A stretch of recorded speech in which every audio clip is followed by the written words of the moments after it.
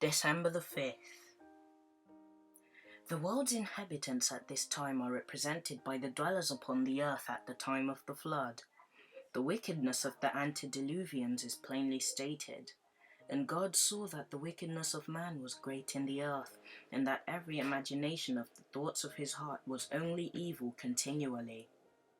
God became weary of these people whose thoughts were only of sinful pleasure and indulgence. They sought not of God's counsel who had created them, nor cared to do his will.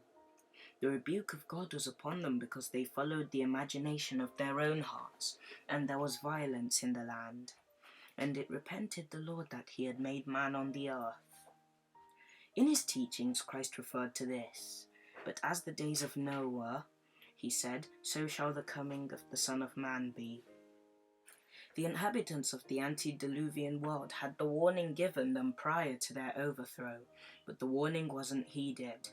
They refused to listen to Noah's words, and they mocked his message. Righteous people lived in that generation. Before the destruction of the antediluvian world, Enoch bore his testimony unflinchingly, and in prophetic vision he saw the condition of the world at the present time.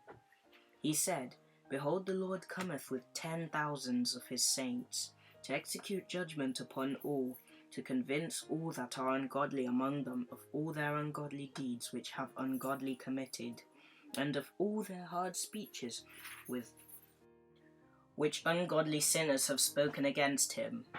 These are murmurers, complainers walking after their own lusts, and their mouth speaketh great swelling words, having men's persons in admiration because of advantage.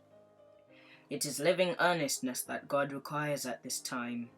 Ministers may have but little learning from books, but if they do the best they can with their talents, if they work as they have opportunity, if they clothe their utterances in the plainest and most simple language, if they walk in carefulness and humility, seeking for heavenly wisdom, if they work for God from the heart, actuated by love for Christ and the souls for whom Christ died, they will be listened to by those of even superior ability and talents.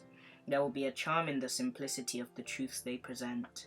Review and Herald, November the 1st, 1906. I hope that this was enough to carry you through your day. Remember to join us tomorrow. Goodbye.